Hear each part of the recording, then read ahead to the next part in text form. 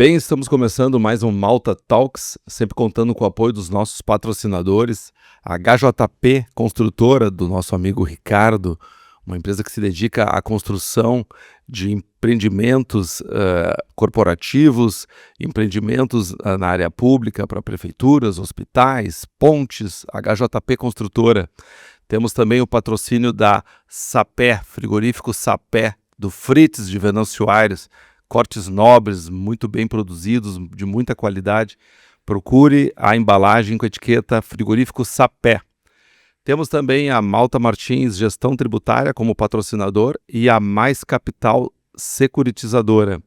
Quero também agradecer o apoio, sem o qual nós não teríamos conseguido fazer esse episódio especial do Malta Talks, hoje com um público a quem eu quero agradecer a presença.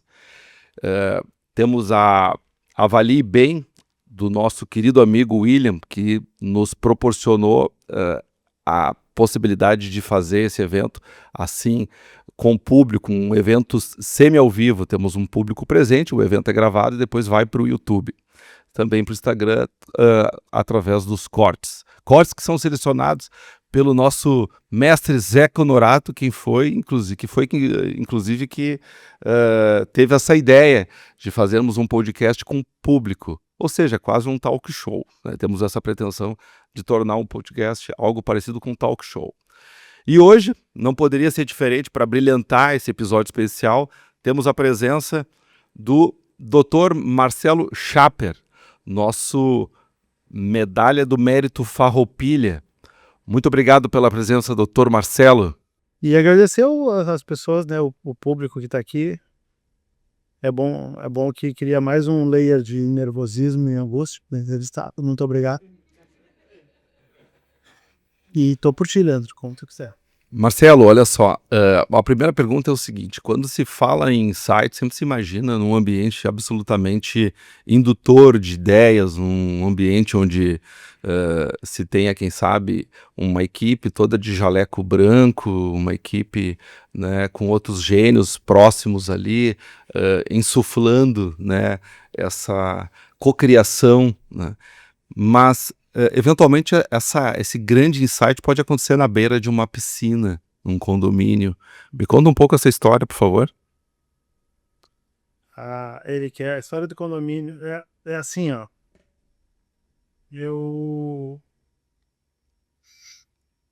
A empresa, ela a cada ano, ela vai mudando muito a entrada de novas pessoas, né? Pessoas que hoje constroem a White como ela é, né? Então, a gente brinca dessa coisa de gênio, e é uma coisa que não só eu, mas o meu sócio original, assim, que é um gênio, né? A gente vai dizer de outro jeito. Mas eu aprendi uma coisa interessante sobre isso. E eu aprendi agora nos Estados Unidos, uma lição nova, uma lição desse meu último ano aí. Que é a coisa de altas habilidades. E eu vou falar isso assim, eu fiquei pensando sobre coisas que eu podia falar que seriam úteis para as pessoas. Uma delas é isso, assim, né? Eu fui fazer um projeto sobre TDAH, autismo, e aí se tu for na internet, a moda era TDAH e autismo. Eu prometo que eu chego na piscina. E aí todo mundo tinha autismo, todo mundo tinha TDAH, tá? Nos últimos anos agora, meu filho tem TDAH, meu filho tem autismo, meu filho tem TDAH, todo mundo tem que ser avaliado, todo mundo. A nova moda é altas habilidades, superdotação e altas habilidades. Quando a gente vai para o livro de medicina estudar, a gente descobre que é assim, ó. Tem TDAH, autismo, tem outras síndromes, e uma delas é altas habilidades. Altas habilidades significa que tu tem altas habilidades para alguma coisa. Por que eu tô falando isso? Porque meu filho é um gênio, meu filho tem altas habilidades. Aí tu pergunta assim, mas o Joãozinho fez o quê que justifica essas altas habilidades? Aí o que eu espero que o pai me diga, né? Comprei esse violino pro João, 2 anos depois, João, mostra aqui que tu toca violino bem pra caramba. Com as altas habilidades, então assim, primeiro vamos descobrir quem tem e quem não tem altas habilidades. E aí, quando tu tem essas altas habilidades, e eu tenho tido a oportunidade de conviver com mais pessoas que têm essa situação, e nos Estados Unidos eu tive um chefe, digamos assim, trabalhava comigo, mas ele era no papel de meu orientador, que passou a lidar comigo de uma forma diferente. E eu fui descobrir depois que essa forma diferente com que ele lidava comigo me ajudava a trabalhar melhor. E aí eu fui entender que pessoas de altas habilidades, junto com as altas habilidades, vem uma série de dificuldades sociais, de problemas, de coisas que tem que enfrentar, tal qual autismo, tal qual TDAH. Olha que loucura. Altas habilidades, se tu for na folha desse gráfico do livro, depois a gente pode botar lá como TDAH, aí tem esse TDAH e tem esses problemas. Autismo tem mais problemas. E altas habilidades tem um monte de problemas também. É como se fossem efeitos colaterais. Efeitos colaterais. Então o que acontece? Quando tu tem habilidades especiais para algumas coisas, em geral elas cobram um preço em coisas do cotidiano. Exemplo, empatia com outras pessoas, angústia em relação a tarefas muito simples do dia a dia, não por serem simples, mas porque não dão angústia para os outros, mas para ti é difícil. Eu vou dar um exemplo. Para vir aqui, eu fiquei mais de 20 horas estudando o que era vir num podcast. Nenhuma pessoa sã, normal, faz isso. Qual é e nem tô dizendo que isso agrega para podcast, porque seria legal se eu dissesse assim, fiquei 20 horas estudando, e com essas 20 horas aqui eu vou evoluir. Não! Aquilo ali é só uma necessidade. Tu tem dificuldade de entender por que as pessoas não estão te entendendo, tu tem dificuldade de entender quando é que tu tá errado. E por que eu tô falando isso? Primeiro, para desmistificar essa ideia de gênio, né? Entender que se vocês têm ou são pessoas de altas habilidades, procurem ajuda, procurem as condições. Ninguém faz nada sem ter uma baita rede de apoio, ninguém faz nada sozinho, ninguém faz nada sem desenvolver habilidades interpessoais, que são justamente aquelas que tu vem mordido por causa das tuas. Então procurem ajuda nesse sentido para poder fazer algo. E aí eu vou contar a história do condomínio. Eu tive a oportunidade no final da minha faculdade, eu fui o mais novo aluno a me formar em economia, me formei em economia, eu tinha uns 20 anos. Depois eu fui o mais velho aluno a me formar em medicina. Eu tinha 39 anos. E aí eu tive a chance de fazer um pedaço das cadeiras finais do curso, que são estágios, nos Estados Unidos, com uma bolsa que é para alunos que foram muito bem e tal. Também uma coisa engraçada, como é que eu consegui uma bolsa dessa, sendo em vista que eu era um aluno bem médio, tá? Fazer medicina pagando condomínio é bem difícil, então... E eu tô na piscina da casa da minha tia, que era uma empresária aqui em Porto Alegre, que vendeu a empresa dela, foi morar em Miami. Eu tava passando um perrengue tremendo, eu, minha esposa, minha cachorra lá, não tinha dinheiro pra nada. E aí um fim de semana ela me convida assim, não, venham aqui, e esse é o condomínio não é o meu, é o dela. E aí eu vou pra piscina, e aí é uma piscina legal na frente do mar, aí eles fazem drinks, tudo isso aí pra mim é ficção, assim, drinks pra mim é fora da minha realidade total, tá? Mas um negócio que mistura com suco de laranja, um negócio bacana. Eu não bebo, achei que eu fiquei quieto, agora eu bebo, agora mudei, mas naquela época eu tinha até medo disso aí. E aí eu tinha perdido um paciente naquela semana, um paciente de 12 anos com câncer de medula. Então não estava na melhor semana também. E aí ela e o meu tio, que são pessoas assim, as pessoas mais queridas do mundo, tá? Começaram a discutir um troço de um chá que cura câncer. E eu comecei a ficar puto com aquilo, tá? E aí eu deveria ter as habilidades interpessoais de uma pessoa normal, né? Tipo, um gênio não faz o que eu fiz, né? Eu fui lá e digo assim, pô, tem que aguentar essa merda, essa bobajada de vocês aqui. Não tem chá que cura câncer, isso não existe, pessoal, para de ser louco. O cara que inventar isso vai mudar o mundo, isso aí vai, né? Isso não vai ser uma coisa assim... Vai ser revolucionário. Revolucionário, né? E aí a minha tia, que devia, em função da bebida que ela já tá meio... disse o seguinte pra mim, ela disse, tu tá na minha piscina. A gente sabe desde criança, de convívio contigo, e a gente sabe que tu tem habilidades diferentes no colégio, nisso e aquilo, né? Quando é que a gente vai estar na tua piscina, Sabichão? Pá, imagina o clima, acabou, né? Acabou tudo, tá? Acabou tudo, as pessoas já começaram a botar roupa e pá, sair da piscina. A piscina ficou radioativa. Aí nós pegamos um Uber, porque nem para alugar um carro nós tinha dinheiro. Isso aí é 2022? Não, 2022. Não, desculpa, não, desculpa. Pandemia. Desculpa, isso aí é 2019. É. 2019.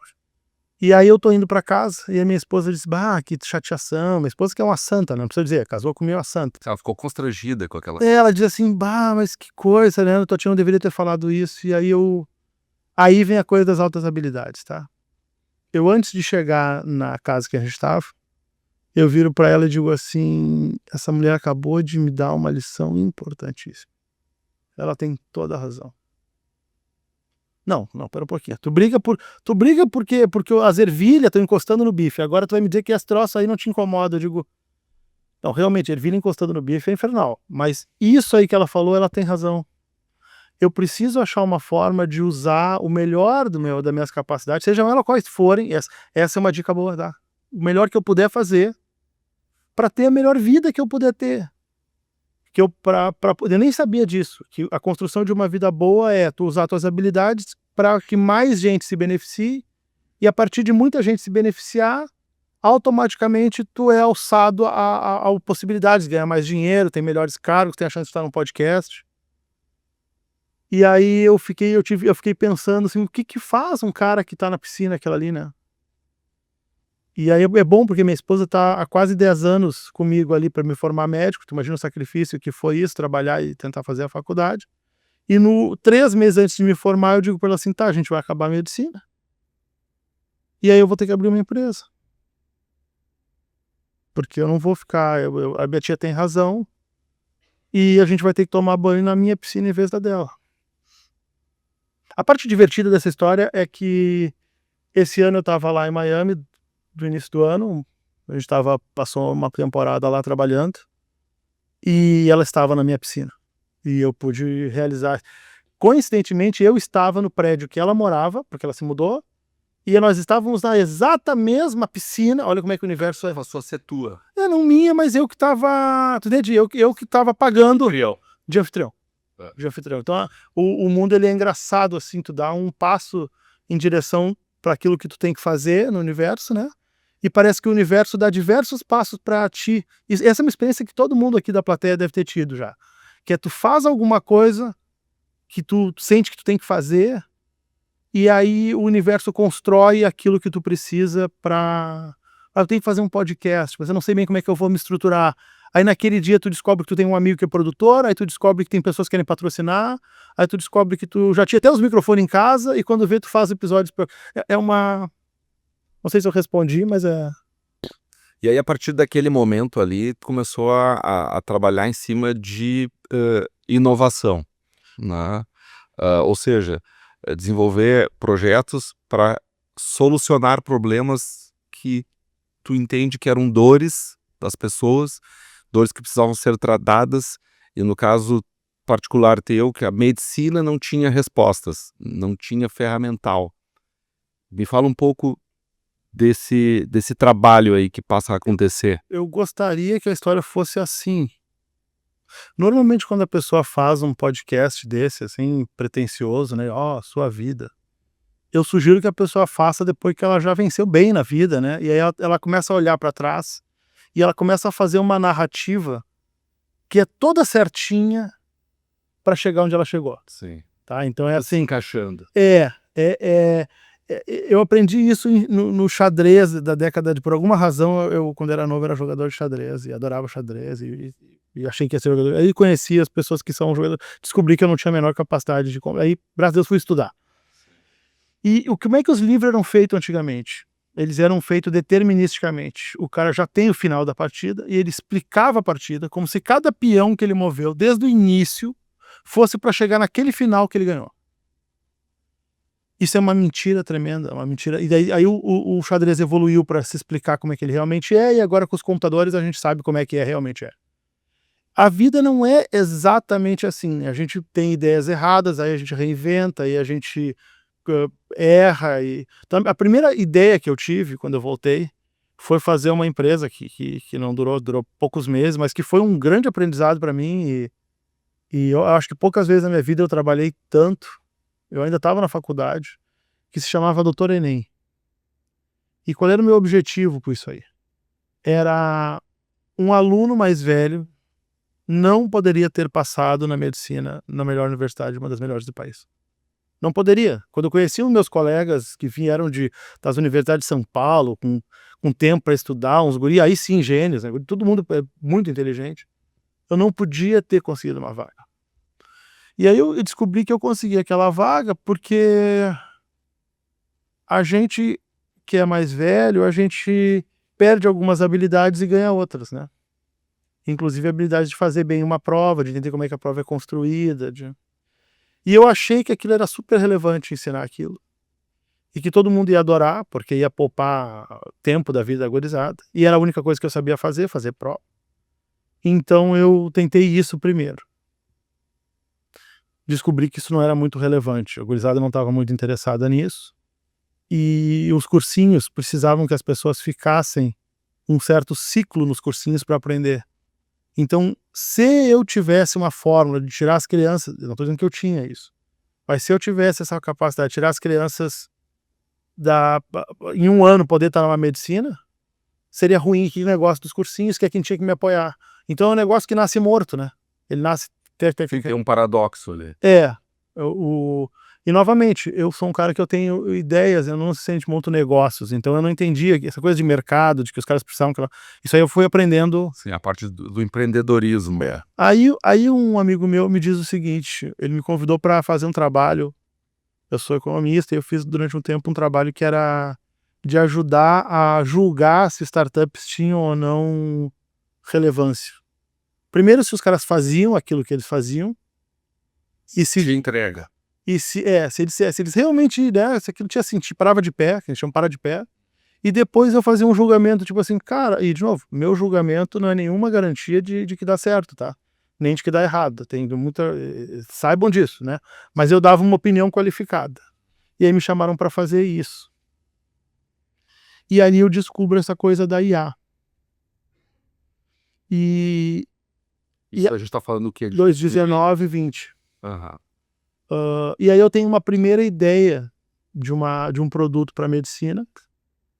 E aí uma dessas empresas que estão ali, eles fazem probabilidades para apostas, que hoje, né, aumentou muito essas bet, mas apostas assim anticonvencionais. Quantas vezes o Romário amarrou o sapato na Copa, tá vendo? E meu depoimento foi, olha, a tecnologia é bem legal, funciona, mas ninguém vai apostar quantas vezes ele amarra o sapato, porque isso aí não interessa para ninguém. Todo mundo vai apostar quantos gols ele faz. Ninguém quer apostar em algo que não tem intuição nenhuma. Então eu achei que o negócio era ruim, mas a tecnologia era boa. E aí eu perguntei para essa empresa se eles tinham interesse de montar uma empresa comigo. Não tinham. E mais um dos sócios, que nem era o cara que eu mais gostava, passou a trabalhar, eu achava que era um outro que fazia, pegou um freela para trabalhar para mim montando um sistema de probabilidade, de sistema de diagnóstico. E esse sistema de diagnóstico... Mas aí diagnóstico médico. Diagnóstico médico. E aí a gente começou a trabalhar, e aí vem a data da fundação da empresa, que é maio de 20, eu e esse sócio. Qual é o nome da empresa? Hoje a empresa se chama Wide Labs, a holding é Wide Labs. Nessa época era uma empresa chamada Wide Mind. E é assim que começa. Então assim, de novo, né? Foi uma linha reta do tipo, saí da piscina, tive uma ideia, fiz o troço, funcionou. Não foi uma linha reta. Nada disso, nada disso. Aqui eu não posso mentir isso, porque eu tenho meu amigo Zé Conorato aqui me olhando, que viu todas essas linhas não retas acontecendo e todo o sofrimento que isso proporciona, né? Porque cada vez que tu faz uma aposta em algo, tu acredita naquilo, né? Os caras até hoje fazem piada com o Doutor Enem, mas sem ele não teria sido possível chegar onde nas ideias que, digamos assim, Leandro, prosperaram. perfeito, não teria sido possível, Leandro. Tu falou melhor do que eu, não teria sido possível. E, de novo, às vezes tu faz o teu melhor trabalho em coisas que não dão o teu melhor resultado. Uhum. E aí se perde no oblivion esse trabalho e o teu aprendizado e todo esse... Então é isso, assim, esse foi o que aconteceu depois da piscina. E a inteligência artificial, eh, do momento que tu passa, do que tu tem o primeiro contato com inteligência artificial, e constando tudo que tu hoje entende a respeito de inteligência artificial, o que certamente as mudanças foram bastante expressivas, mas queria que tu comentasse um pouco sobre isso, né? Esse primeiro contato e hoje, falando sobre ela, teu nível de maturidade sobre essa matéria. Como é que a empresa continua, né? A gente batalha muito para botar de pé essa tecnologia. Ninguém compra. A gente tem certeza que aquilo ali é extremamente importante. Ninguém escuta a gente. A gente vai em aceleradoras. Aí eu escuto as piores coisas, tá? Muita gente com razão, porque a gente não é... Isso é legal também, né? Hoje eu poderia olhar para trás e ser muito rancoroso com as coisas aqui. Tipo, eu ouvia coisa do tipo: nunca vai ser empreendedor porque tu é gordo. Tá entendendo? Eu tinha um ex-chefe meu, que é chefe no Google, e que ele saía das reuniões e ele ia me defender pros caras. E aí ele dizia assim: tá, mas tu quer um cara bonzinho? Ele trabalhava direto com o tal do Zuckerberg. E ele dizia: cara, os caras são grossos pra caralho. Os caras não são bonzinhos. O que diferencia é que alguns querem melhorar. E aí, quando eu penso nessa época, eu penso que a pessoa que a gente é hoje, eu, meus sócios, a empresa, não era o que era antigamente, tu entende? A gente teve a oportunidade de aprender muito em poucos anos. E aí nós vamos para IA. Tá, aí a parte legal é o seguinte: aí começamos a trabalhar mais com IA, ninguém dava bola para nós, a gente pedia ajuda, batia em tudo quanto era porta. Eu não sou exatamente o melhor cara para bater na porta das pessoas, não é a minha principal habilidade. E aí a gente conhece um cara que é um herói do país. O cara tomou um tiro, morreu, voltou à vida, diretor da Unicef. Ele ligou pro meu consultório para pedir ajuda num orçamento de um negócio de IA, um negócio completamente assim, é o universo caminhando para te ter alguma oportunidade, tá? E esse cara vai virar, hoje é o CEO da empresa, e ele tem uma frase muito legal, assim, atalhando um grande caminho, que é assim: se vocês fazem, porque não sou só eu, né, já era eu e o Rodrigo. Se vocês fazem o que vocês dizem que fazem, todo mundo vai conhecer vocês. Do mundo no mundo vai conhecer vocês. Se vocês são mentirosos, eu vou descobrir, vocês estão fodidos, né? E aí nós tivemos uma oportunidade. Às vezes tudo que tu precisa na vida é uma oportunidade. A gente passou por uma coisa que eles chamam de Vale das Trevas, né? Que é quando tu faz tudo que tu pode, tu não sabe mais o que fazer e ninguém te dá bola. E o louco é que tu tá segurando um negócio que tu acha que vai mudar o mundo. Que é a IA, né? Tu acha que tu vai mudar o mundo com isso aqui, tu tem a convicção disso aqui e ninguém te escuta. Ok.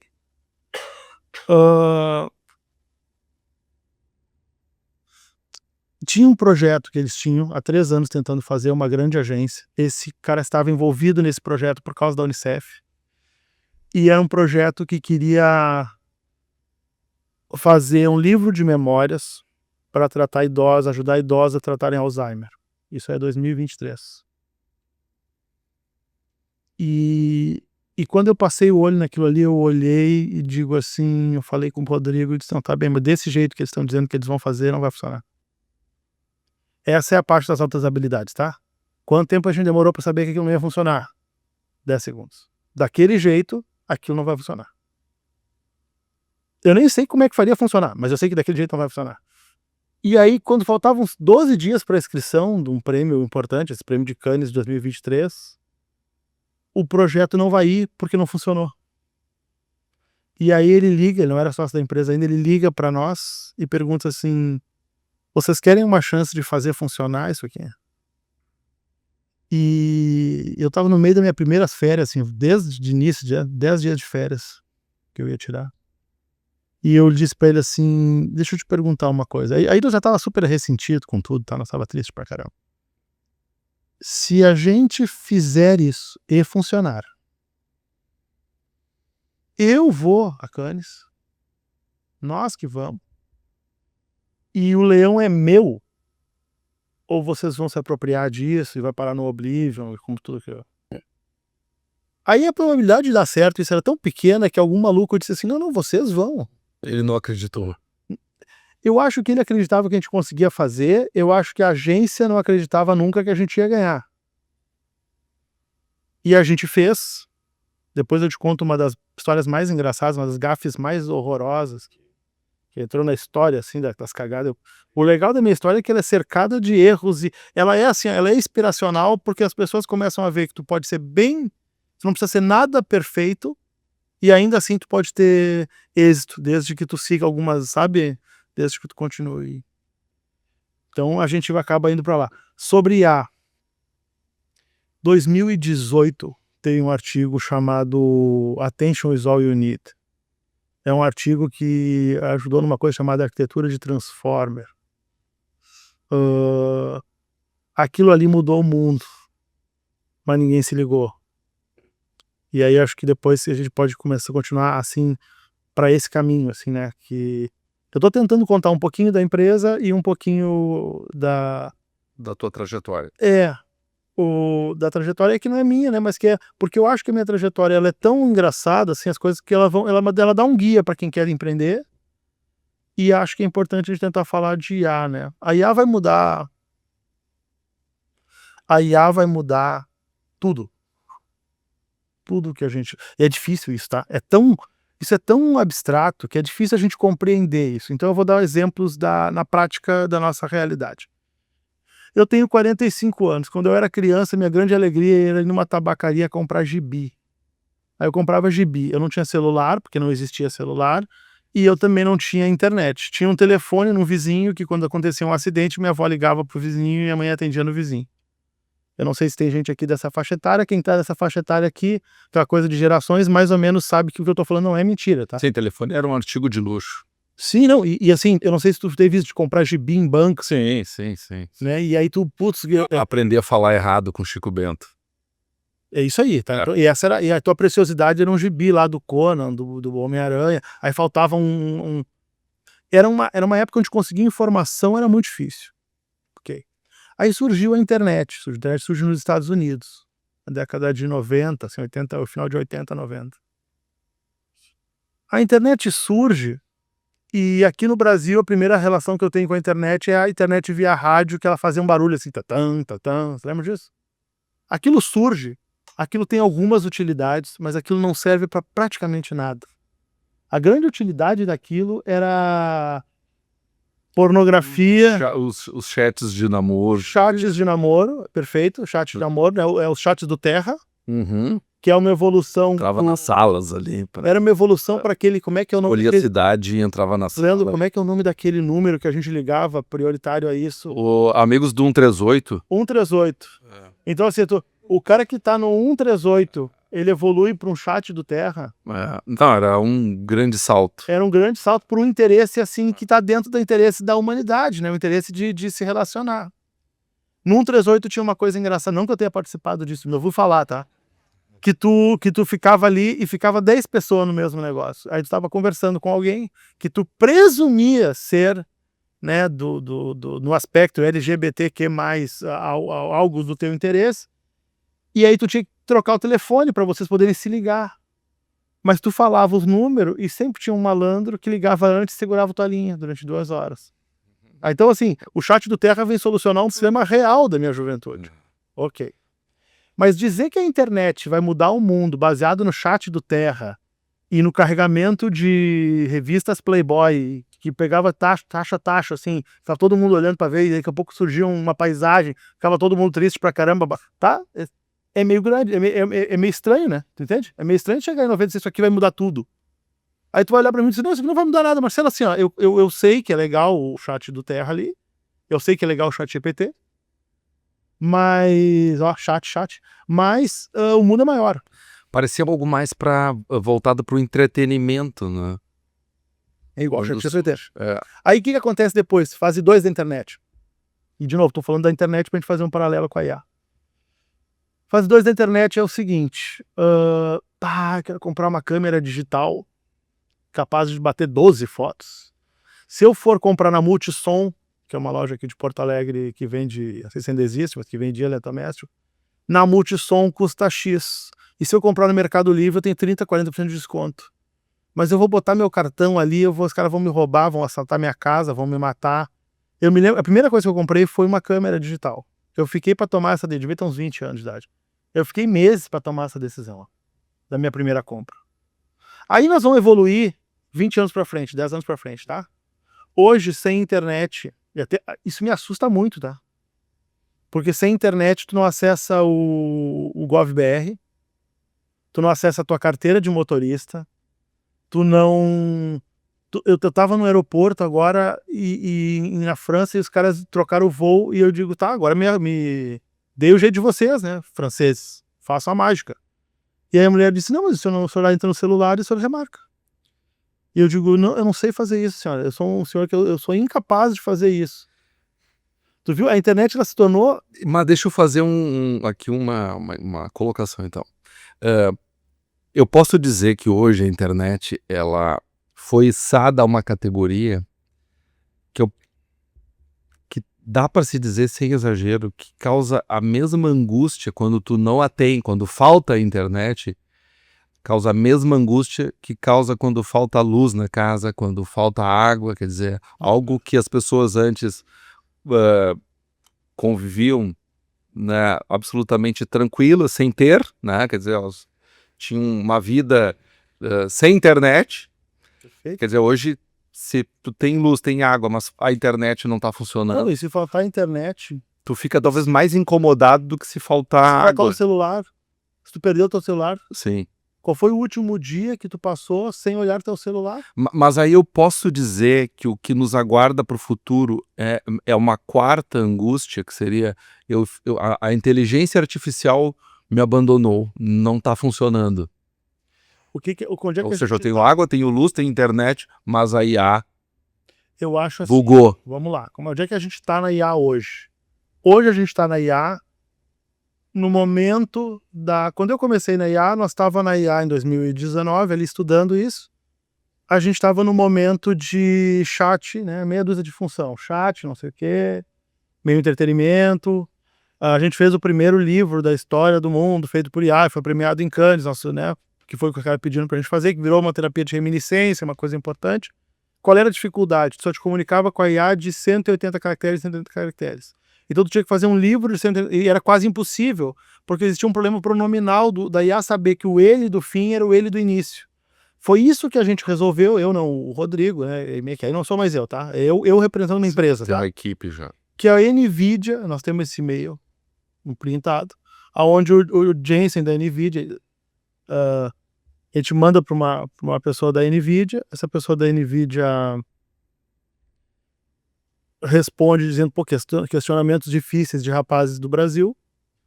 Zenode é o nome, a mulher responsável, uma das responsáveis pelo ChatGPT, trabalhava na NVIDIA.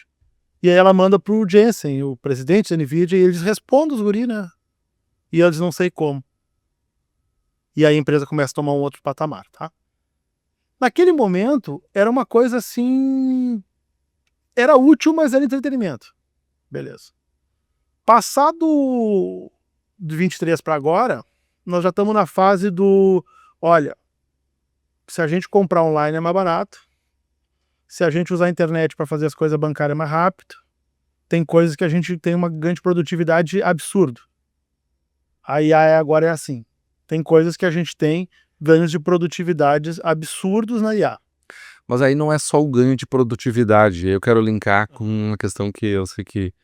Eu não sei até que ponto tu pode falar dela, mas eu acho que pelo menos superficialmente pode. Quero esperar que sim.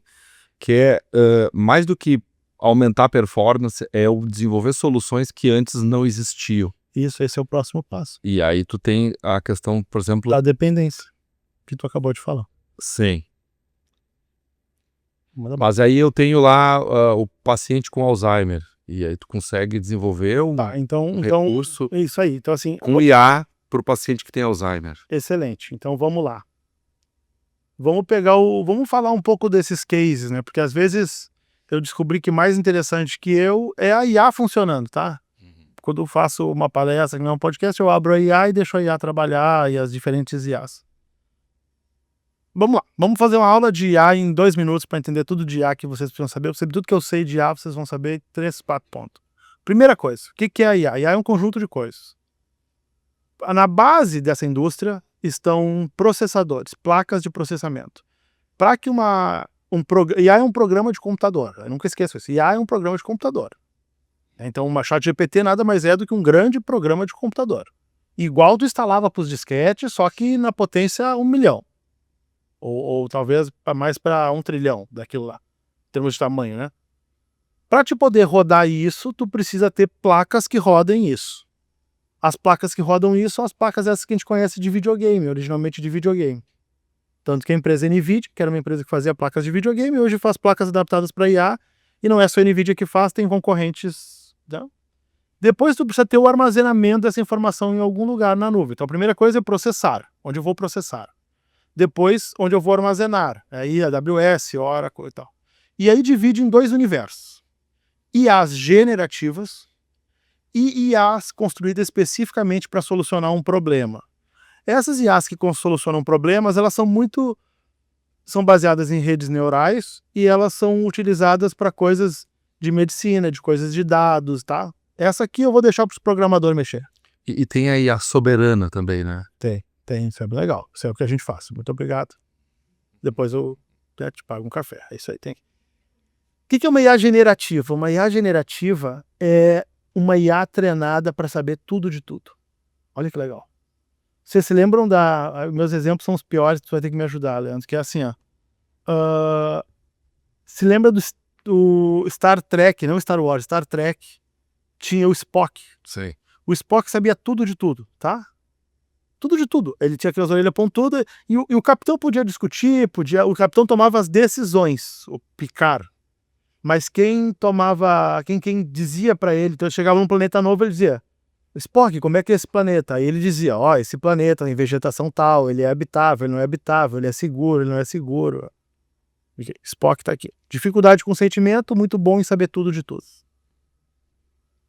Uma IA generativa é um Spock. É uma figura que sabe tudo de tudo.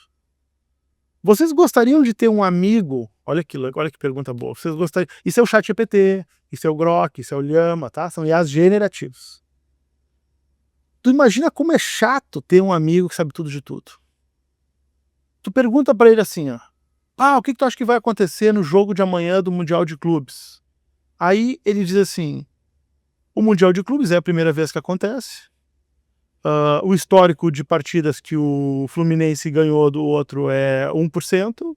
O Fluminense deverá perder por 3-0 e o gol deve ser do fulano e o Haaland deve marcar gol. E aí tu fica, pô, cadê? E aquela emoção de que o Fluminense pode ganhar e de que o Inter e o Grêmio podem ser mais fortes que o Flamengo. E, tá entendendo? Ele perde essa tessitura. Tá? Ele sabe tudo de tudo, mas ele não diz nada de nada ao mesmo tempo. Ele é chato. Uhum. Okay. Essa IA generativa. Isso aí é a generativa. Ele é feito para... Qual é o objetivo da IA generativa? Te permitir fazer cortes nesse robô. Então tu precisa que ele sabe tudo de tudo, um conjunto grande. E tu dizer assim: eu vou fazer um amigo para torcer pro futebol junto comigo. E eu vou dizer assim: a partir de agora você não sabe mais tudo de tudo. Essa é a programação que se faz hoje. Se chama programação de prompt, RAG e fine tuning. São instrumentos que se usa para fazer isso, para pegar aquela grande IA generativa, cortar num pedaço e dizer assim: eu quero ter um amigo de futebol, tá? Eu quero ter um amigo de futebol. Então eu chego para ela e digo assim: a partir de agora, vamos fazer junto? Tu quer um amigo que seja homem ou mulher? Para falar de futebol. Não sei se tu gosta de futebol. Gosto. Perfeito. Homem ou mulher? Mulher. Tu vai dizer: eu quero uma amiga mulher. De que idade? 30. 30 anos de idade. Tu entende que é uma pessoa para falar de futebol, não é uma namorada que nós estamos construindo, né? Que torça para que time? Pro Grêmio. Pro Grêmio. Tu quer que ela saiba de futebol internacional ou não te interessa? Não me interessa. Te interessa fatos divertidos sobre o Grêmio? Sim. Te interessa sobre a vida do Renato Gaúcho e as palhaçadas que ele fez? Não, Te interessa sobre o Ronaldo Nazário, a Copa de 94? também não. Que outros interesses tu tem a respeito do Grêmio que tu acha que seria interessante que ela soubesse? Ponto de vista genérico. Que ela pudesse me dizer qual é a escalação do Grêmio, do time que vai jogar, porque isso é uma coisa que raramente eu sei. Perfeito. É. Aí tu constrói... Precisaria saber. Não, olha só que legal. Aí tu construiu, tu disse para aquela IA que sabe tudo, como é que é a pessoa que tu gostaria de ser teu bruxo para ir no jogo contigo. E aí a IA que sabe tudo se transforma naquilo ali. E aí já não é mais a IA generativa. Não uma é. IA. Aí tu vai... Quer ver? Eu vou dar umas dicas de como Mas melhor... essa não é a IA soberana ainda. Não, isso é uma IA, isso é uma aplicação de IA. Aplicação de IA. Mas, então assim... E nós já temos isso. Calma, vou te dar um exemplo de uma coisa que a minha empresa faz, tá? Assim, para te ver se é divertido o que a gente faz. E eu já vou explicar como é que os empregos começam a desaparecer.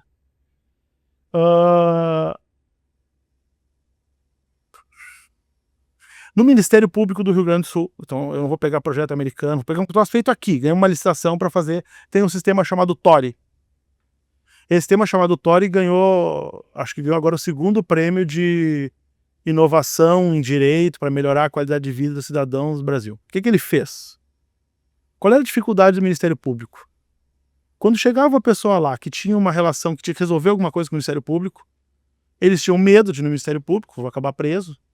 Eles tinham medo de falar com o procurador, eles não sabiam onde é que as informações estavam, então tinha um receio. Aí o que o procurador-chefe pela tecnologia lá pediu? Como é que a gente resolve esse receio, Marcelo, das pessoas? Então vamos fazer o seguinte, nós fizemos assim, vamos fazer uma atendente. Vamos dizer que ela seja simpática, vamos dizer que ela saiba tudo de Ministério Público, que ela seja gentil. E agora vem por que eu faço, tá? Vamos tentar construir junto uma atendente que vai atender as pessoas? Qual é a principal característica que tu quer que aquela atendente tenha se tu está sendo atendido? Esse é o tipo de questão que chega para mim. Isso é seu level de inovação. Isso é o meu trabalho. O que é que tu quer? Qual é a principal coisa? É uma coisa de pensar, né? É uma abstração. Alguém quer dar um palpite? Senão eu vou responder. Simpatia. Empatia. Empatia é bom. Então, assim, o que eu queria que a máquina... O que eu programei? Lá eu não, a empresa. Que quando tu tivesse um atendimento, tu tivesse certeza que aquela atendente se preocupa com o teu problema.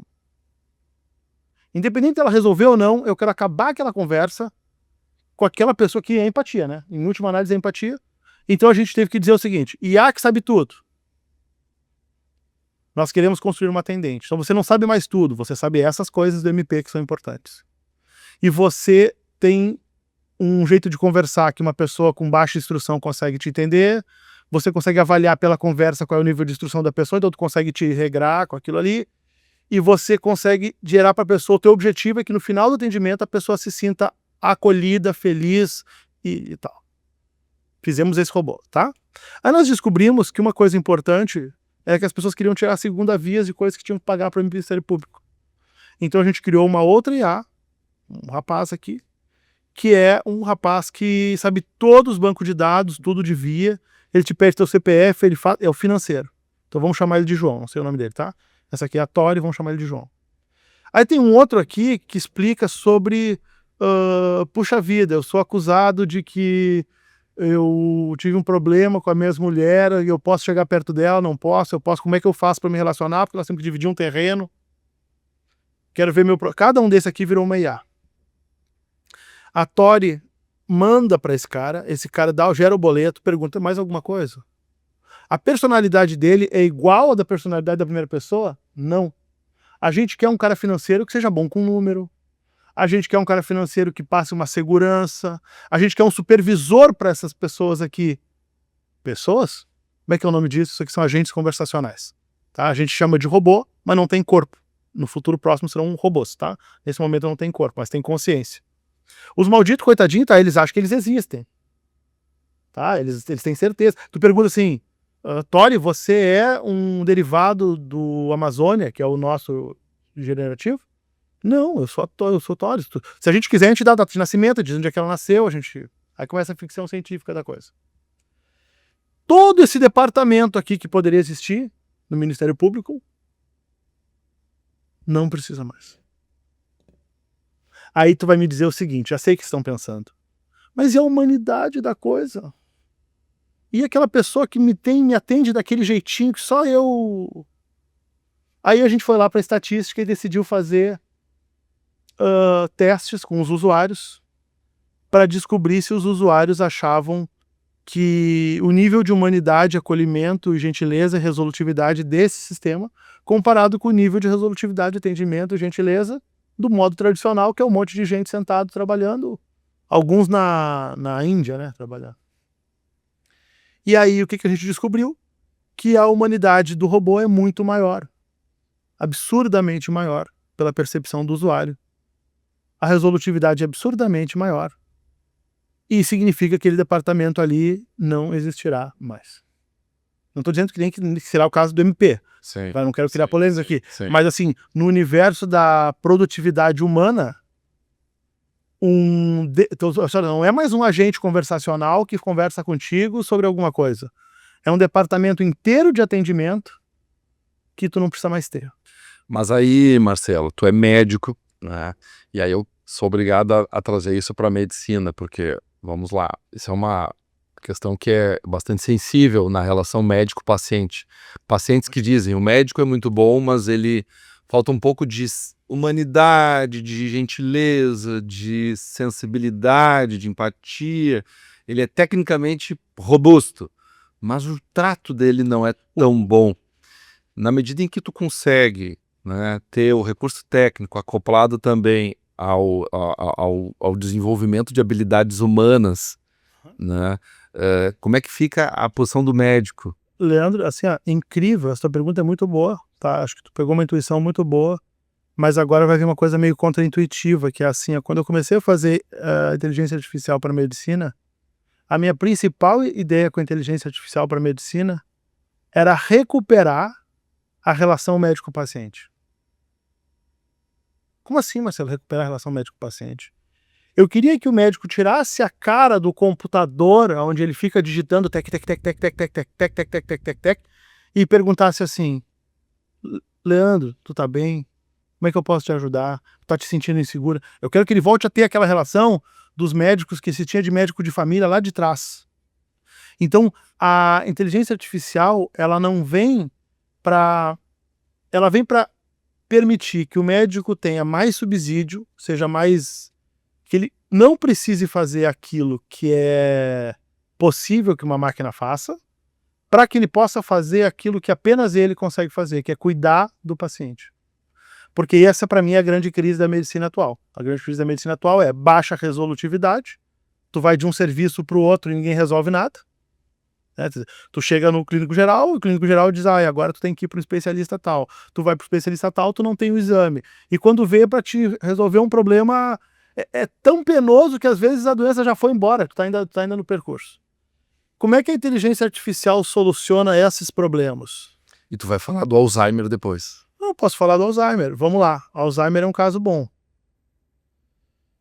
Quando a pessoa tem Alzheimer... Eu atendo muito paciente idoso. Por uma coincidência do lugar da clínica que eu trabalho, serviço público que eu tenho, eu atendo meus próprios colegas e esses colegas estão envelhecendo. Eu estou envelhecendo e eles junto comigo.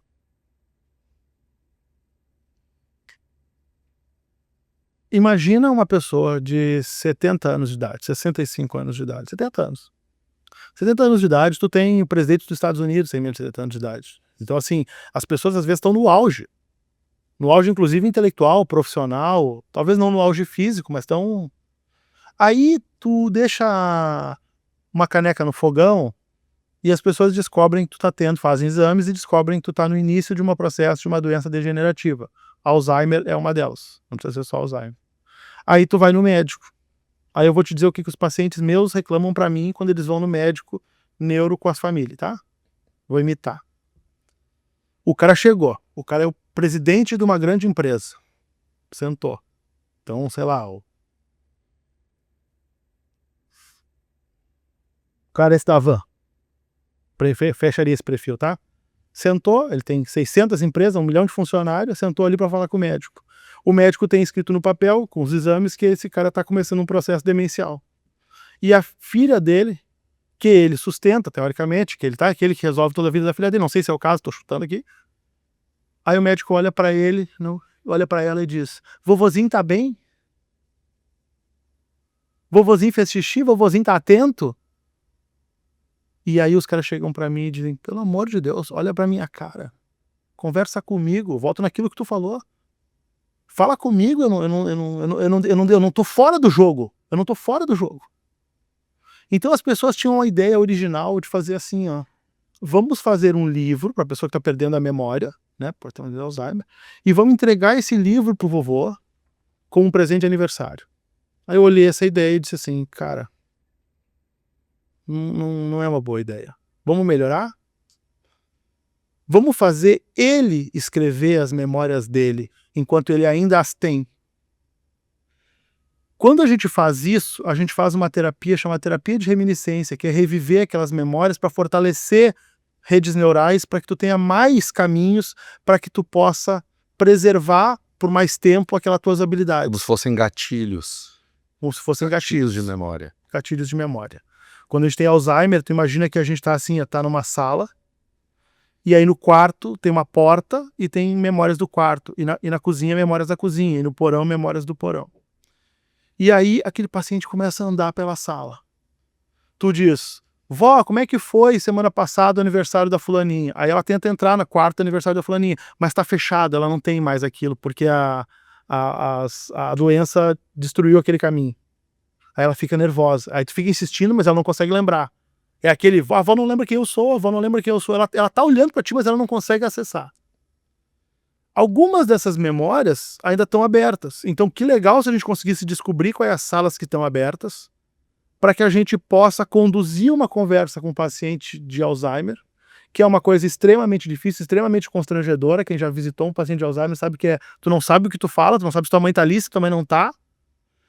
Se tu consegue mapear essas salas abertas, tu consegue direcionar a conversa.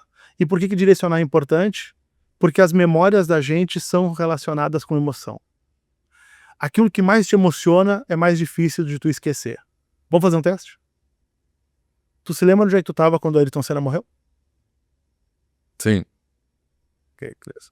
Tu se lembra onde é que tu estava 3 domingos antes? Nem pensar. A força da emoção importa. Tu te lembra onde é que tu estava quando deu o primeiro beijo no teu namorado? E o 36? Não me lembro mais. Então, o que acontece com o cérebro de uma pessoa de Alzheimer? Ela tem memórias que são muito importantes para ela, que a gente tem que saber quais, e quando ela não consegue não encontrar nenhuma importante, ela cai numa memória ruim, num trauma. E aí ela sofre, eu tenho uma frase que eu boto nesse livro que é: a memória de mentira, o sofrimento é real. Então é pacientes dizendo assim, avisa minha mãe que eu tô com 70 anos, avisa minha mãe que eu não vou me atrasar, avisa minha mãe que eu vou bem no colégio, avisa minha mãe que eu vou me atrasar. E aí tu não consegue tirar ela desse estado aí. A não ser que tu soubesse uma boa memória e tu pudesse dizer assim, como é que foi aquela vez no clube mesmo que tu comprou o maiô e perdeu o maiô e ficou com a cesta de fora? Aí ela vira pra ti e diz, aquele negócio foi assim, assim, tá entendendo? E aí ela sai da tristeza. Mas como é que a IA consegue... Ok. Pra fazer isso, tinha um método que era assim, ó, tu pegava atores, imagina o custo disso, tá? Pegava atores e pegava pessoas e elas ficavam perguntando sobre a tua vida. E tu ficava respondendo e elas ficavam armazenando aquilo e guardando aquilo em arquivos e ensinando os cuidadores. Só que os coitados cuidadores não têm condições de fazer isso. Então tu teria que ter alguém extremamente interessado naquela pessoa, capaz de conversar sobre ela, que tudo interessasse, que tudo... A IA, não, o saco da IA é infinito. A encheção de saco é infinita, ela pode ficar conversando com o idoso. Quem já tentou conversar com o idoso demenciado por 1 hora sabe que é terrível. Para IA não tem problema. Para IA não tem problema. Então a IA cria o quê? Paciência ilimitada. Paciência ilimitada. Tu viu que nós estamos começando a recuperar aquela relação médico-paciente com outras ideias. Sim. Paciência ilimitada. E a partir dali cria-se um livro. O livro é legal, mas o livro é menos importante que o processo de fazer o livro, que é contínuo. Porque também tu atrasa a doença porque a pessoa fica repetindo as mesmas coisas e ganha memórias. Então é o uso da IA para mudar a medicina para uma outra coisa. Olha só, Nós começamos com uma IA que era de brinquedo, que na internet era de brinquedo. Depois nós fomos para uma IA que substitui pessoas, os agentes que todo mundo está falando, IA aplicada. Agora a gente pegou e usou para uma coisa que nem se imaginava, que é a criação de um livro para ajudar idosos, um cara que pudesse conversar o tempo todo. Aí tu vai pular e vamos dizer assim, Marcelo, tá, e a próxima pergunta é, o que é que tu recebeu os prêmios esse ano, que foi tão importante? Não, e aí é importante mencionar para o público que por conta disso, o Dr. Marcelo Schapper é então agraciado com a mais alta honraria da Assembleia Legislativa do Estado do Rio Grande do Sul, que é a medalha do Mérito Farroupilha. É isso, né? Isso, para um médico, para um funcionário público e para uma pessoa que não tem nem residência. Por quê?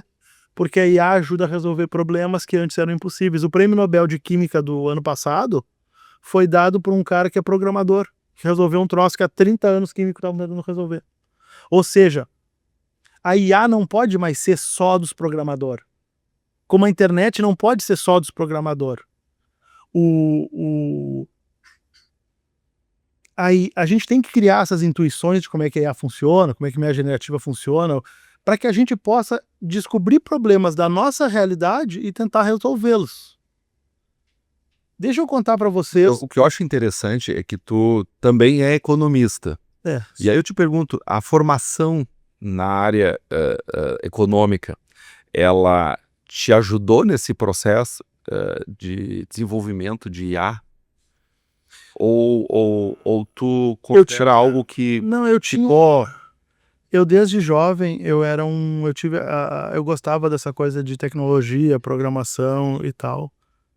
Fiz algumas coisas nesse caminho, sou um programador bem ruim, um arquiteto de software terrível, mas a IA me deu uma chance única de inventar uma nova linguagem e recomeçar, sabe? Os caras eram acostumados a programar em tela preta, DOS. Já viram aquela tela preta de antigamente? Sim. Aí os caras lançaram uma coisa... um negócio horrível, que é C++, MD, volta, tá? Todo mundo que tem isso aí. Aí os caras inventaram uma coisa chamada programação de alto nível acho que de elementos, tipo Java. E aí aquela gurizada de cabelo verde, tá toda bonitona, que ela pega um elemento e faz assim, e faz o que aquele cara demorava horas para fazer no preto, que é a programação de internet. Os caras do preto diziam que isso aqui não era programação. Isso aqui não, programação não, estão só, né? Hoje, a IA criou uma coisa chamada programação de prompt. É saber pedir. Saber explicar o problema. Saber pedir para aquele cara que sabe tudo o que eu preciso que ele faça para resolver um problema da vida real. Mas aí é a IA te ajudando a fazer perguntas para a própria IA. A tarefa da gente é saber o que pedir. Essa é a nova programação da IA. E aí eu acabei dentro da medicina ficando bom nisso. Vamos lá. O projeto desse ano que ficou foi... Olha só. Olha. É um pouco de ficção científica, mas vocês vão ver isso em tudo quanto é lugar. Quando a gente tem uma criança, um bebê, tá? De 0 a 2 anos, ele tem condições intermitentes de doença. Exemplo, ele tem um ataque epilético em casa, de 1 minuto, e aí tu leva no médico, ele não tem nada, aí o médico bota os eletroencéfalo, aí não tem nada, o que o médico vai fazer? Tem que mandar embora para casa. Não pode internar um bebê que não tem nada, ok? Senão o bebê vai pegar várias doenças no hospital, manda para casa. Mas tu, como pai, não acha que o bebê tá normal, ok? Um monte de gente pelo mundo estuda condições, manifestações neurofisiológicas de movimento de batida de mãozinha, síndrome de Rett, coisas que se tu ficasse olhando, um bebezinho pode ter aquilo. Não é que vai ter, mas pode ter. Okay? Como tu não consegue pegar aquilo nas consultas, tu só vai pegar aquilo quando o nenenzinho já está bem prejudicado. Quando agravou, quando avançou a doença. Quando avançou, porque aí tu leva para o médico vê. Sim. Não seria legal se a gente pudesse pegar isso antes? Aí é a IA sendo usada para fazer a predição. A IA sendo usada para fazer diagnóstico mais cedo, nesse caso. Olha que legal. Tu já tem algum sintoma? Tu não tem sintoma nenhum, mas que tem alguma razão... do primeiro sintoma. Tem alguma razão para a gente acreditar que aquela criança precisa de um maior monitoramento. Exemplo, é uma criança prematura, então a incidência maior de problemas neurológicos. E aí, olha só que legal, como é que os caras tentaram resolver isso na década de 90? Com VHS. Eles metiam uma fita em cima da criança e ficavam trocando, o pai ficava trocando. E aí tu levava aquelas VHS pro neurologista. Só que 24 horas filmando é 24 horas de médico, olhando. Assistindo. Vê se tu consegue pegar um médico, o médico te atende 10 minutos, acho que ele vai ficar 24 horas contigo? Nunca. Não funcionou. Década de 2000, câmeras de segurança, ativada por movimento. Bah, vamos fazer com câmera de segurança. Mete câmera de segurança na criança, se mexe no berço, a gente tem um problema de 24 horas, passou para 14 horas. 14 horas de médico também é inviável. Porque tem movimento que é sadio, né? Raros os movimentos, né? Para cada 10 segundos de movimento com problema, tem horas e horas de movimento sadio. Aí a gente chegou para IA e fez o seguinte. Existem vários estudos pelo mundo de filmagem de doenças, de crianças com as mais diversas doenças e de crianças normais. Vamos ensinar para aquela IA que sabe tudo o que são movimentos normais e anormais. Vamos pegar todos esses estudos que ficam em PhD nas faculdades, que ninguém lê, que ninguém olha, sabe? Aquele monte de coisa que ninguém... Sabe? Essa coisa do Prêmio Nobel ninguém leu, isso aí nem eu li, ninguém leu, isso aí é difícil de ler. Mas vamos pegar todos esses datasets, vamos pegar esses vídeos, vamos transformar em dataset, que é os blocos de aprendizados da IA, e vamos dizer assim, IA, isso é normal, isso não é normal. Entendeu? Entendi. Entendo tudo, entendi. Ok. Vamos pegar isso e vamos colocar um mobile em cima da criança com uma câmera, filmando a criança no berço. Aquela imagem vai para a internet, vai para a IA avalia e a IA faz um julgamento. Essa imagem vale a pena o médico investigar. Essa imagem é normal. Essa imagem vale investigar, não é normal. E aí o que acontece? Aquilo que era 24 horas, que virou 14, passou a ser 10 segundos, 20 segundos. Olha só, vou te mostrar isso aqui agora, ao vivo e a cores no meu celular. Olha que legal isso aqui. É um... Como é que é o nome disso? É BabyMinder. Tomara que aqui, BabyMinder. Então é um software, tu bota o teu password, tu bota o teu nome, teu password, loga. E aí, quando um paciente meu tem alguns 10 segundos, 20 segundos que eu tenho que olhar, a máquina manda para mim e diz, doutor, dá uma avaliada aqui nisso aqui, ó. Esse movimento não tá normal. Real time ali. Não é real time porque seria impossível. Olha só, se eu gravo e mando, não passou pela IA, então eu tenho que gravar, a IA tem que fazer a avaliação e depois me manda. Mas tem uma diferença de 10 minutos que não faz diferença. Sim. É como se... É real time like. E aí eu recebo a criança, eu olho e digo, putz, isso aqui não é nada. Ou, putz, olha aqui, agora entendi o que o pai estava falando. E aí eu encaminho para o neurologista com o vídeo. Com isso, a gente consegue fazer um detectar, não prevenir, né, mas detectar antes. E aí olha só que interessante. Posso contar um caso aqui de um paciente real? Sim. Eu estava na faculdade, eu me formei mais velho, já falei isso, e uma das tarefas que eu tive, teve um mês que eu tive que passar lá cuidando das crianças de neonatal, tá? E aí tinha uma criança que nasceu com 400 gramas. 400 gramas, 7 meses. Era assim, o tamanho da minha mão, uma garrafinha disso aqui, tá? E aí, esse é o caso que eu conto em Cannes também, tá?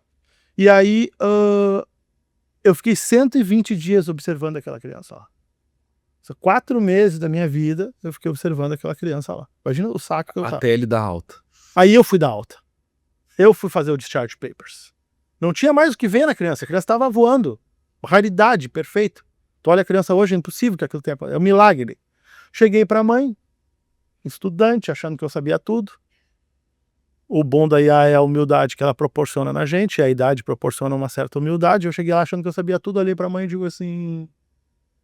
Tá aqui os papéis, a criança... Eu quero te dar uma excelente notícia, a criança vai para casa hoje. E a mãe olhou para mim e a mãe disse assim, ela não tá pronta. E eu digo, não, tá pronta assim, tá aqui, ó. Tá aqui todos os... Medicina baseada em evidências, todas as evidências de que ela está capacitada para ir para casa, pulmonar, cardiológica, né? Aí nós tivemos um bate-boca, veio o chefe do serviço. Chefe do serviço, normalmente é uns caras com mais experiência que a gurizada. Eu era um guri de 40 anos, mas eu era bobado também, né? Era um iniciante de 40 anos. E aí o cara chega e diz assim, não, vamos dar só mais uma semana então. Aí eu já fiquei brabo pra caramba. Tipo, não, se não vamos fazer o troço pelos dados, então não vamos fazer. Agora a mãe vem aqui e grita. Se eu chorar aqui, aí eu vou tentar não chorar disso aqui. 48 horas depois, a criança teve uma parada cardiorrespiratória. E se ela tivesse ido pra casa, tinha morrido. E aí eu podia ter matado essa criança. Eu ou qualquer colega meu. Mas eu não virei médico pra matar ninguém, tu entende, Leandro? E aí o que eu te digo? Se essa criança tivesse essa IA que a gente construiu, monitorando ela durante aqueles 120 dias, talvez eu tivesse mais subsídios para saber de detalhes que eu não peguei e que poderiam ter feito eu não tomar essa decisão errada. E o que tu acha que a mãe viu ali que o IA também veria? Eu vou te dizer, a mãe, eu já conversei com a mãe, porque essa criança eu acompanho até hoje, já são 8 anos que eu acompanho essa criança aí. Primeiro a mãe sabe, cara. Do mesmo jeito que uma IA vai aprendendo e criando uma intuição sobre os movimentos normais e anormais de uma criança, cada vez que ela olha, ela se retroalimenta, ela diz assim, essa criancinha aqui, ela estava se mexendo mais, se mexendo. Entende? Tem sutil. O ser humano gosta de ser menos dados. A gente tem um cérebro que tem uma atenção limitada. Mas existe uma coisa que a constrói, que é uma inteligência a partir de muitos dados. E eu acho que o ser humano também tem essa habilidade para algumas situações. Eu acho que a mãe tinha, assim, o jeito que ela explica é, quando ela ia amamentar, ela via que a criança não ficava mais roxa quando fazia força. Isso é o que a mãe fala, tá? É verdade que eu não ia junto na coisa da amamentação, até para dar uma privacidade. Uma privacidade. Não tenho certeza se era isso. O que eu prefiro entender hoje é que as mães sabem. Com toda a humildade do mundo, assim, as mães sabem. A IA vai nos ensinar a ter intuições sobre a realidade, enxergar a realidade de uma forma, e é aí que ela começa a mudar o mundo, tá? Porque até agora a gente falou de emprego, mas agora vem a mudança do mundo. A IA vai fazer a gente enxergar um mundo diferente.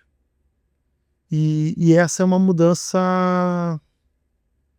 É uma mudança que não pode ser uma discussão apenas de pessoas de computador.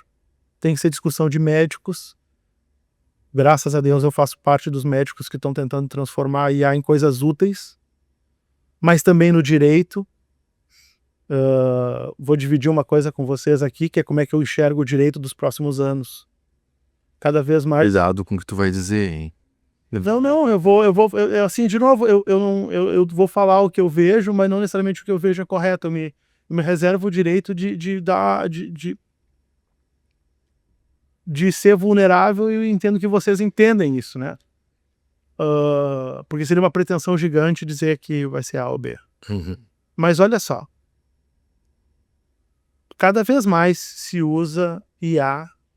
E a IA hoje é capaz de... Se eu pegar várias sentenças de um juiz, colocar dentro de uma IA e pedir para essa IA dizer, isso aqui é um estilo de resposta, isso aqui é as sentenças desse juiz. Eu consigo explicar o caso e consigo dizer para a IA, e a IA faz uma sentença que nem o assessor, nem o juiz, nem ninguém, se botar no meio de um bolo, sabe que não foi ele quem fez, tá? Isso já acontece, tá? Já existe, essa tecnologia já existe, se ela está sendo usada ou não, mas ela já existe. Então olha que legal. A gente tem uma causa, sei lá, uma causa sobre divisão de um terreno com uma ex-mulher. Uma causa simples.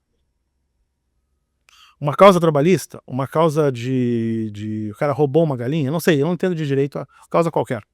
É só para não dizer assim, mas a Boate Kiss jamais poderia ser... Não, vamos pegar um caso simples, não vamos pegar a Boate Kiss. Um caso trivial. Um caso trivial. Tu já tem que o teu advogado entregar os documentos, e esses documentos já são digitalizados, verdade? A outra parte tem que digitalizar os documentos também, é verdade? Sim. Beleza. O que eu acho que vai acontecer em breve? O judiciário vai dizer para ti assim, ó. Você quer que esse processo seja julgado por um juiz físico e uma equipe física, o tempo de demora é 564 dias, mais de um ano. Ou você quer que a IA proprietária, soberana do Tribunal de Justiça, aí nós vamos falar daquela coisa que a gente não pode esquecer, julgue. Queremos lembrar que, para esse tipo de decisão, a IA no último ano fez 700 e não sei quantas, os juízes fizeram 900 e não sei quantas, e a correlação de decisão entre os dois é de 96,7%. Só que a IA sai semana que vem. Ou seja, tu vai esperar por nada. Grande chance De novo, de ser a mesma decisão. 96% de correlação é muita correlação. Aí tu vai ter que decidir, né? Sim. E aí eu vou dar um catchzinho, assim, se eu sou o judiciário, eu faço mais uma pegadinha. Eu digo assim, quando você opta pela IA, a gente sabe que tu diminuiu custas, que tu diminuiu isso, que tu diminuiu aquilo. Então nós vamos te dar um bônus. Então, por exemplo, se tu tiver que ter uma sentença de 2 anos, porque tu vai ser preso por causa da galinha, tu já vai diminuir para os 6, 7 meses que demoraria o processo, porque vai prescrever esse tempo. Ou até custas judiciais mais baratas. Tá? E aí, olha só. Para aqueles que estão dizendo assim, esse cara é maluco, isso nunca vai acontecer. 20 anos atrás, 15 anos atrás, começamos a ter a informática. Não estou nem falando da IA, nem estou falando da internet, estou falando da informática. E os caras descobriram que, baseado em meia dúzia de informações, a tua correlação com o imposto de renda real era 95%.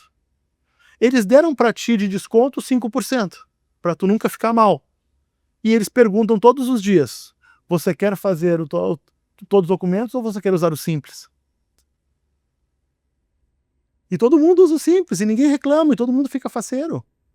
Então, assim, se a gente aceitou na Receita o uso do simples, e hoje todo mundo está adaptado com isso, e todo mundo prefere isso, e ninguém quer ficar fazendo... É o desconto simplificado no imposto de renda. Tu pode escolher a modalidade do desconto simplificado. Tu dá menos... Declaração simplificada, tu não tem que informar todas as despesas, enfim, que são dedutíveis. E aí o próprio sistema já aplica ali aquele desconto e tu... Aquilo não é IA, aquilo é tecnologia pura. Sim. A pergunta que eu te digo, aquilo ali pegou, né? Pegou. Será que para alguns casos a gente não vai desafogar o judiciário construindo esse tipo de solução onde a IA consiga julgar coisas dentro da lógica exata que os juízes julgariam aquele mesmo caso? Olha só, nós estamos começando a ver um mundo diferente, então, se aproximando, né? Nós estamos começando a ver um mundo onde eu vou ser melhor tratado por IA do que por pessoa. Quer ver uma outra coisa que vai acontecer, que é muito legal? Essa é certo. Vocês se lembram dos casamentos entre pessoas homossexuais nos Estados Unidos que conseguiram o direito de casar? Não sei se no Brasil já tem, mas lá tem estados que tu pode casar com uma pessoa do mesmo sexo, tá? Tranquilo, né? Foi uma luta de 20, 30 anos e os caras conseguiram. Hoje em dia ninguém discute isso, né? Ok. Tu vai ter o teu agente conversacional, tu vai ter aquela IA que ela sabe tudo de ti, que ela foi se retroalimentando das tuas informações. Provavelmente vai existir campanhas para que tu possa casar com o teu agente conversacional. Para que tu consiga manter aquela consciência viva depois que tu morre. Ah, Marcelo, mas isso aí é daqui a 40 anos, porque eu vi o filme Ela. Alguém viu o filme Ela? O filme Ela... Eu vou fazer uma brincadeira. Isso no inflável ainda, né? Tá, assim, aí vamos lá. Marcelo, já existem os robôs? Já existem os robôs. Então, a hora que tu começa a unir consciência com robôs, a gente vai viver para ver um mundo. E, de novo, eu tô tão assustado, ou assustado não é a palavra, embasbacado com essa realidade, quanto todos vocês. Nesse sentido, eu não tô falando para vocês de cima de uma montanha, onde eu acho que, tá, olha, eu sou o cara... Meu, eu tenho dificuldade de mexer em celular, eu tenho dificuldade de andar de carro, eu sou um cara, como usuário de tecnologia, bem limitado. Eu não sou um first user, eu não sabia refazer a minha passagem pelo coisa. Eu tive que pedir ajuda para um menino lá fazer, porque... Eu tô no mesmo barco que vocês. A única diferença é porque eu era médico, porque me deram aquela oportunidade de melhorar uma ferramenta para Alzheimer, ajudar a melhorar, porque a gente conseguiu fazer aquilo, surgiram outras situações que eles pediram para eu ajudar, e isso eu faço hoje. Eu tenho uma chance de enxergar que essas coisas são impossíveis de... São inevitáveis, algumas dessas coisas. Ei, Marcelo, antes de eu... Até, Zeca, se puder colher perguntas do nosso público aí, acho que umas 2, 3 a gente consegue, talvez, se não cansarmos demais o nosso entrevistado, conseguimos trazer a ele perguntas do público.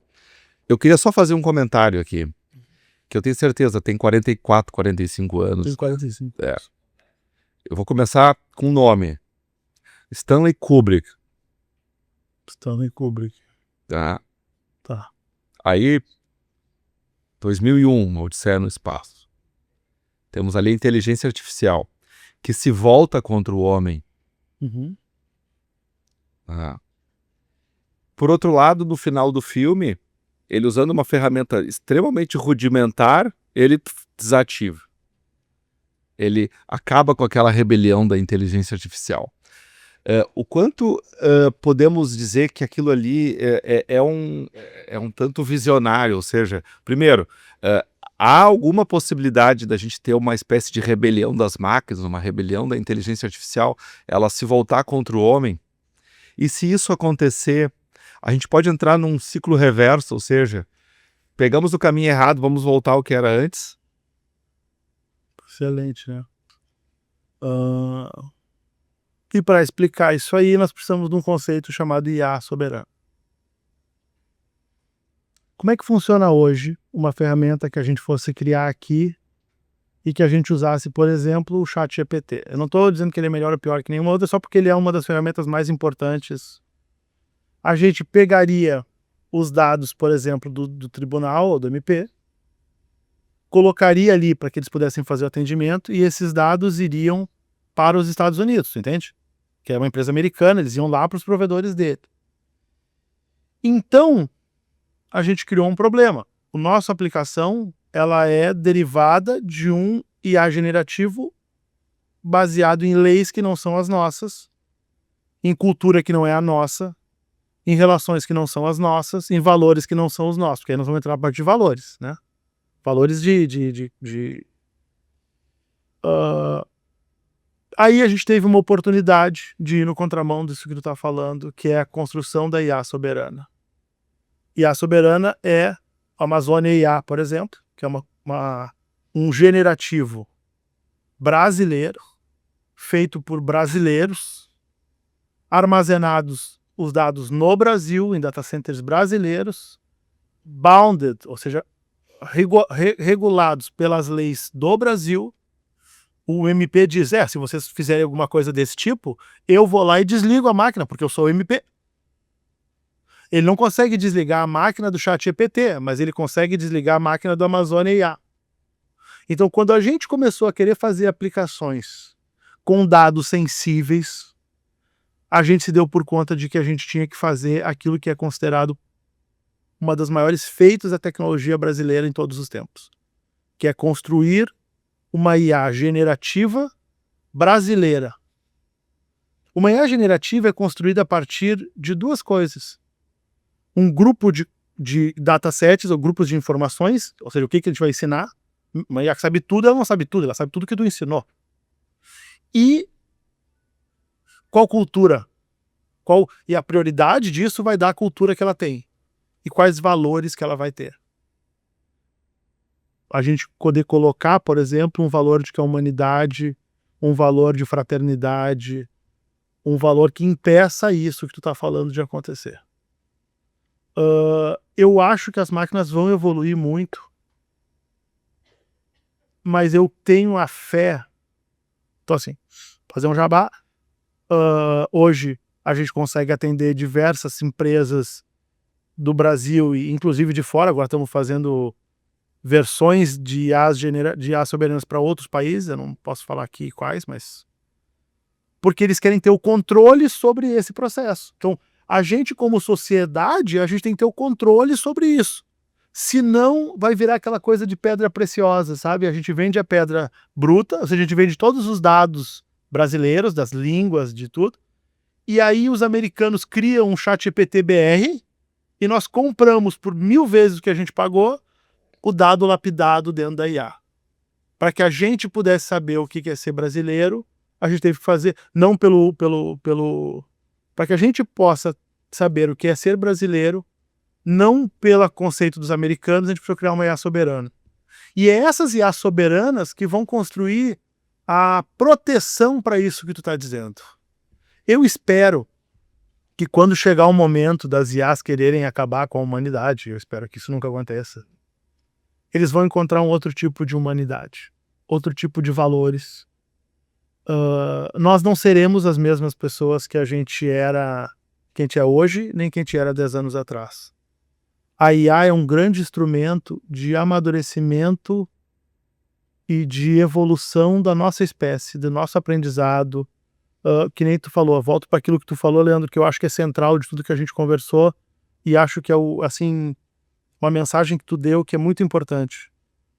A IA na medicina, mas aí eu expando para qualquer área, ela tem que servir para que o homem ou a mulher, né, o ser humano, olhe para o outro ser humano.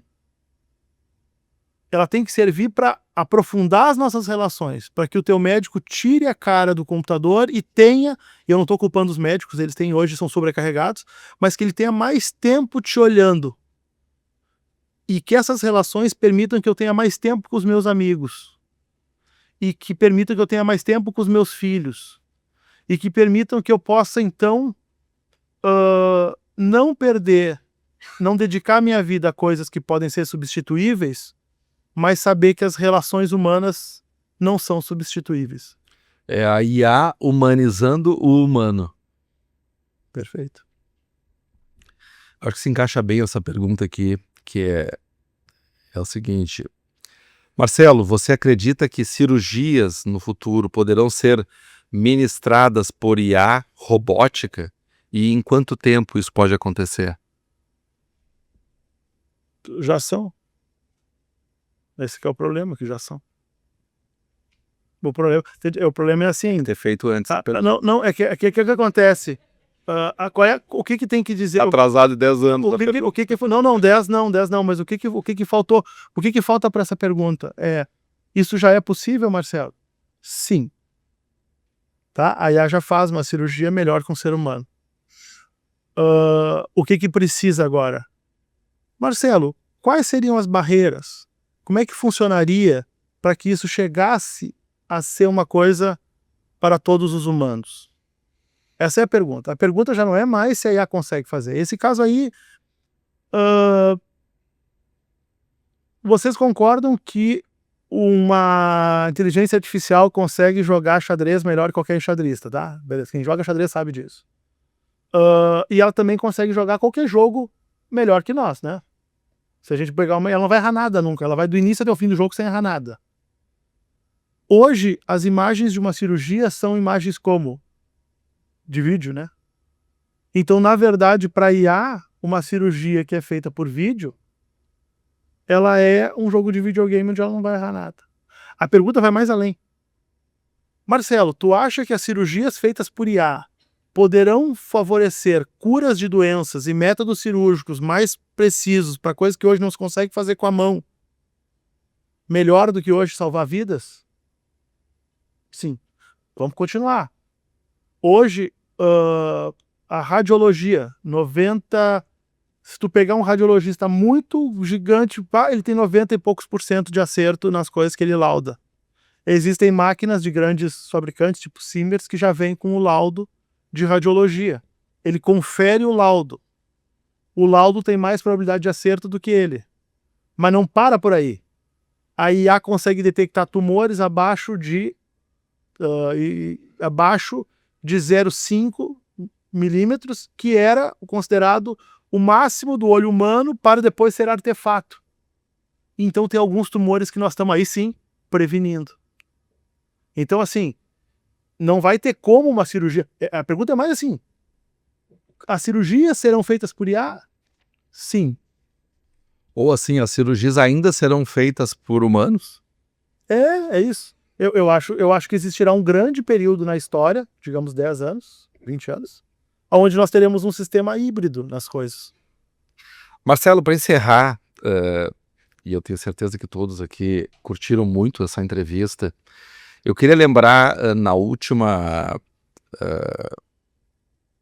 eu não sei se posso dizer que é a última, mas quando tu ganhaste lá o prêmio, né, a medalha do mérito Farroupilha, tu disseste que falaste em 10 aprendizados.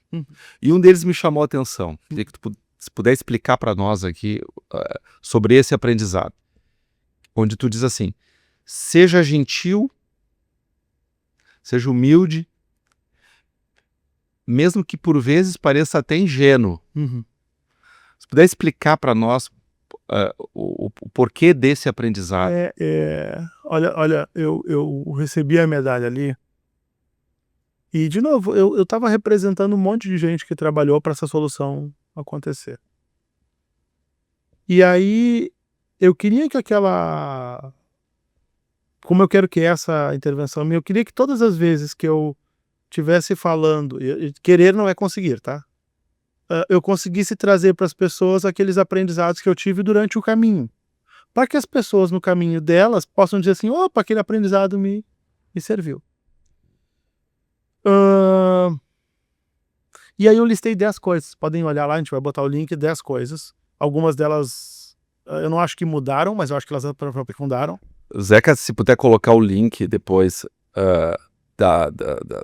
do recebimento desse prêmio, vai ter um vídeo ali, é mais ou menos no 29 ponto, para quem for nos assistir depois, para não ter que assistir o vídeo inteiro, se não quiser, obviamente, nos 29 minutos e 30 segundos vai começar a assistir os 10 ensinamentos. O que o Zeca podia fazer era colocar os vídeos dessas soluções, porque são videocases lindos, tá? Não é eu falando, é a coisa funcionando, é a máquina funcionando, é as crianças de verdade.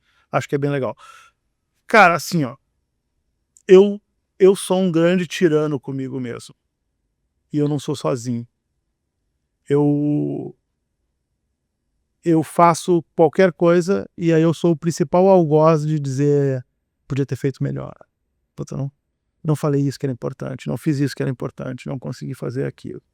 Eu fui criado dentro de uma cultura que é a nossa cultura e que a gente tem que melhorar para evoluí-la todos juntos.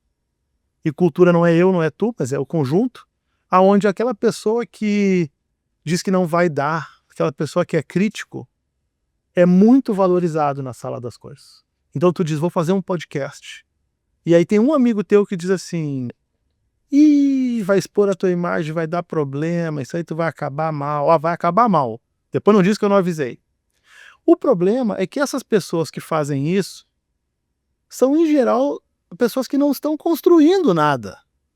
E quando tu faz um podcast, tu coloca aqui teus sonhos, tua alma, o melhor do teu. Como eu, quando venho aqui, coloco o melhor meu. Que nem o teu é perfeito, nem o meu é perfeito. E a gente pode dizer que nada nem ninguém é perfeito. Aquela coisa do Michael Jordan, né? Eu acertei, não sei, 20 e tantos mil arremessos e errei 40 e tantos mil arremessos. Então, o que eu aprendi? Que quando a gente tenta fazer algo que é difícil mesmo, algo, por exemplo, abrir uma empresa, tentar fazer ela dar certo, e aí tu tem revés, eu não preciso falar que como é difícil, ou a gente tentar ter um trabalho, ou a gente tenta estudar alguma coisa, ou a gente tenta criar um filho, ou a gente tenta emagrecer, ou a gente tenta criar um podcast.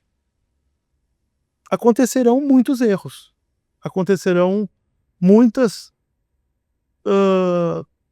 coisas que tu gostaria de ter feito diferente. E aí vem a minha dica, em vez de ter um tirano dizendo pra ti que não vai dar, que olha aqui, tu tinha que estar feito isso aqui, tu não falou todos os pontos, tu falou demais. Eu tô ouvindo meu tirano falando comigo agora, tá? Eu tô conversando contigo e ele tá me dizendo aqui tudo que eu fiz de errado. E aí vem uma dica que é, a gente tem que ser gentil. Primeiro com a gente, do tipo assim, a gente fez o melhor. A gente tentou entregar algo que era o melhor daquele dia, naquele momento. E aí aí vem o que eu falei lá, que é para responder a tua pergunta. E aí, ser gentil com os outros. Quando a gente é gentil e bom com os outros, a gente às vezes passa por abobado, sabe? Às vezes as pessoas nos atropelam, às vezes as pessoas nos maltratam. Às vezes as pessoas... É o cara que chega para ti e diz assim, cara, tu tem R$5 para me emprestar aqui para eu inteirar não sei o quê.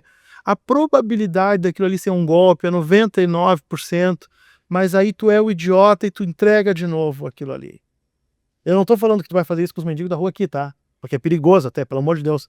Mas no trabalho, no dia a dia, sabe? Aquela pessoa chega pra ti e diz, pá, eu tô com dificuldade de fazer. Aí tu tem aquela vontade de dizer assim, fulano, tu já me perguntou 45 vezes, tu não tem um caderno pra anotar, isso aqui... Tirano. E tem uma outra energia que é assim, quer saber? De repente ele não tá bem hoje, de repente ele não tá hoje no melhor dia, de repente ele tem dificuldade, de repente amanhã eu vou ter dificuldade. Quando eu fiz economia, eu tinha o tempo todo para estudar. Eu era novinho, não tinha, fazia nada, minha mãe me sustentava. Cara, eu era o aluno nota 10, tá? E eu olhava para os alunos que trabalhavam, achava eles tudo uns ridículos. E eu olhava a qualidade do trabalho que eles entregavam e a qualidade do trabalho que eu entregava e eu achava que nós não tinha que ter nem na mesma faculdade. Mas aí, 15 anos depois, eu entrei na medicina. E aí eu era o aluno mais velho que não tinha tempo de estudar. Eu era o aluno que tinha que escolher quais capítulos ler para uma prova. Eu era o aluno que estava preocupado com conta de condomínio. E eu precisei que as pessoas fossem gentis comigo. Então eu tô falando isso porque é uma lição de vida. De novo, eu não tô em cima de um pedestal dizendo que eu consigo fazer. Eu tô junto com vocês dizendo, vamos ser gentil com os outros e com nós mesmos, ao ponto da gente ser ingênuo. Ao ponto de eu dizer assim, no primeiro Cannes, eu olhei para os maiores criativos, cara, pá, os caras que... Hoje eu sei quem os caras são, na época eu não sabia, tá? Tinha cara que tinha ganho 80 prêmios, tinha cara que ganhava ali numa semana o que eu ganho num ano, tá? Eu não sabia quem eles eram. E eu olhei para eles e disse, a gente fez isso aqui vai ajudar as pessoas com Alzheimer e nós vamos ganhar. A probabilidade de tu ganhar um prêmio lá é tipo 10 anos de profissão, ninguém ganha nada. E aí os caras com toda a paz e carinho e tal, disseram assim, não fica triste se tu não ganhar, tu fez um bom trabalho. Toda essa carinho que eu tô dando, né? E eu disse pra eles assim, não, mas eu vou ganhar. Olha, a ingenuidade de achar que tu vai chegar lá e que tua ideia é tão boa e tão revolucionária e tão importante pro mundo que o mundo vai te ouvir. Essa ingenuidade, ela é necessária para a gente fazer coisas legais na nossa vida. É o cara que chega na academia, o gordo, olha para aqueles pesos, tá louco de vergonha, tá louco para sair, tá o diabo repetindo aqui, diabo não, repetindo aqui, olha, sai, vai embora, vai embora, vai embora, vai embora, vai embora, e aí tu olha para aquilo tudo e tu diz assim, eu sou o próximo Arnold Schwarzenegger, pode me mandar que eu vou fazer tudo aqui, vai dar certo, eu vou emagrecer. Tu tem que ser gentil contigo mesmo, tu tem que ser gentil com os outros. E aí, dali a um ano, graças a todo o teu esforço, tu não vai ser o Arnold Schwarzenegger, tu vai ser muito melhor do que tu era. E aí vai entrar um outro gordinho. E aí tem duas opções. Tu pode ficar com os caras legais, que agora são que nem tu, né, que são os fortes, ou tu pode olhar para ele e ter a mesma ingenuidade, a mesma coisa que tu teve, que te construiu tudo aquilo, olhar para ele e dizer, cara, teu primeiro dia aqui, pá, tu nem sabe, no meu primeiro dia aqui eu sofri, mas aí olha só, eu perseverei e tal, eu venho nesse horário, se tu quiser vir no meu horário, na primeira semana eu te dou uma... Gentil ao ponto dos teus amigos espertos olharem pra ti e dizer, puta que pariu, babaca, falando com aquele gordo trouxa em vez de estar treinando com a gente. E tu diz assim, tu não fala pra ninguém isso, pelo amor de Deus, é segredo, né? Tu diz assim, cara, eu sou gentil ao ponto de acreditar que os sonhos meus e os das pessoas possam acontecer. Eu sou tão inocente assim. E aí às vezes acontece. E aí acontece, é o cara que vai na guria mais bonita da festa, olha pra ela e diz, oi, tudo bem?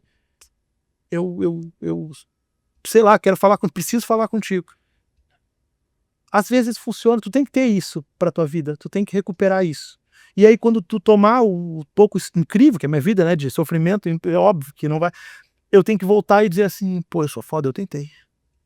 Ingênuo, tu entende? Ingênuo ao ponto de os outros olharem pra ti e dizer, Marcelo, tu vai ser médico? Isso não é que me contaram, isso eu ouvi, tá? Tu tem aqui um bom curso, tu vai tentar ser médico com 30, tu não vai passar nunca nisso aí. Tu é, porra, uma anta. E aí tu passa. Aí tu diz, eu vou fazer uma empresa, e vai ser uma empresa importante. E as pessoas dizem, cara, tu vai fazer empresa com essa idade, tu nunca foi empresário, tu nunca foi... Aí tu dá um passo em direção ao universo, e o universo traz para ti os empresários, traz os amigos, Honorato um deles, traz o cara do podcast para te falar, traz as pessoas para te ouvir, traz as pessoas para te ensinar, e enquanto tu te mantém inocente e grato, é muito difícil isso, o universo parece que segue empurrando, e se me desse, Marcelo, porra, mas o que é que te levou a fazer a empresa? Inocência. Inocência infantil de achar que eu podia mudar o mundo também. E está mudando. Bom, o propósito do podcast, eu sempre repito, né, é poder compartilhar conversas que aconteciam sem as câmeras na volta com mais pessoas. Eu acho que hoje aqui nós tivemos a demonstração exatamente disso. Uma conversa muito interessante, né, para um público muito interessado, que hoje está aqui acompanhando ao vivo, e que depois de gravado vai chegar a um público ainda maior de pessoas interessadas, não só em entender a inteligência artificial naquilo que for possível, mas também conhecer um pouco mais do economista, do médico Marcelo Schaper. Muito obrigado pela entrevista. Também quero agradecer aqui os nossos patrocinadores, o frigorífico Sapé, quero agradecer também a HJP Construtora, quero agradecer a Malta Martins Gestão Tributária, quero também agradecer a Mais Capital Securitizadora e, sobretudo, agradecer a presença desse grande profissional, desse grande ser humano, Marcelo Schaper. Muito obrigado e até a próxima.